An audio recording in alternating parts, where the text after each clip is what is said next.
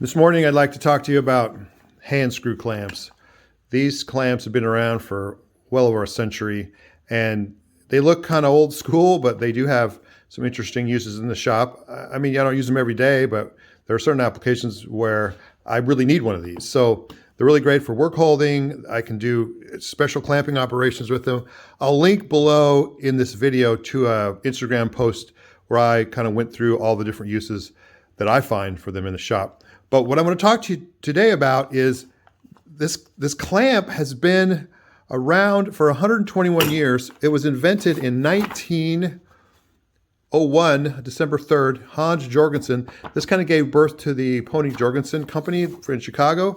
But this patent, if you look at this patent, you will notice that this patent is exactly the same as the clamp you buy today. There has been no improvement in 122 years. And that's amazing. This says something about the design of the clamp. So what I want to share with you today are some modifications or improvements to this clamp that I think are very useful. One of them I've seen before, but the other one I've never seen. And it's kind of unique to Taylor Toolworks. We sell clamp kits. Here we have 4 sizes of these clamp kits. They come with all the rods and nuts and handles that you need to make a clamp, which is really nice. So all you need to do is supply the wood. And the reason I'm bringing up the clamp kits is because these modifications that you can make have to be made while you're making the clamp. You can't take an existing clamp and do these modifications. So you have to do it as you're building it. And they're really hard to take apart. These clamps are hard to take apart because these handles are pressed on here and they got a pin in here. Don't try to take them apart. So first modification is this groove in here.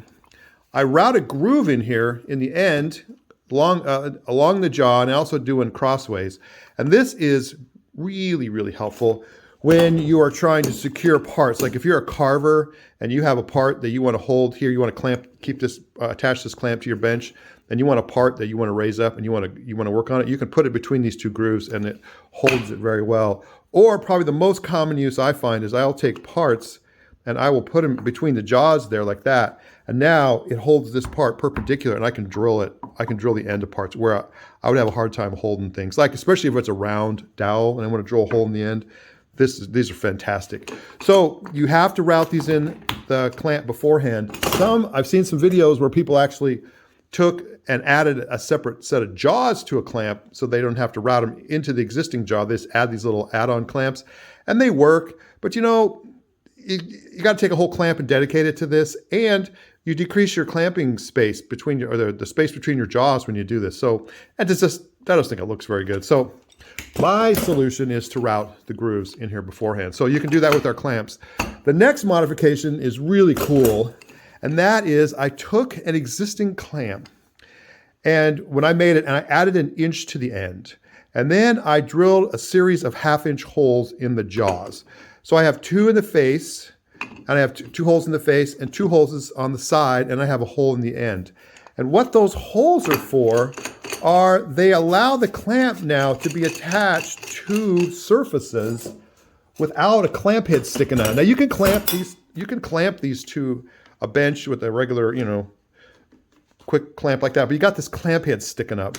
If you want it to be streamlined, you can use these holes, and now you can slip a match fit clamp down inside the jaw, and you can attach clamps to surfaces without the clamp head sticking up. So this one here there's a match fit clamp inside here, and this clamp is attached to the jaw, and there's nothing sticking up. So what I can also do is I can also take a clamp and I can attach it up and down, putting a clamp coming in from the end here like this. I can attach a clamp in here and I can attach it to the bench.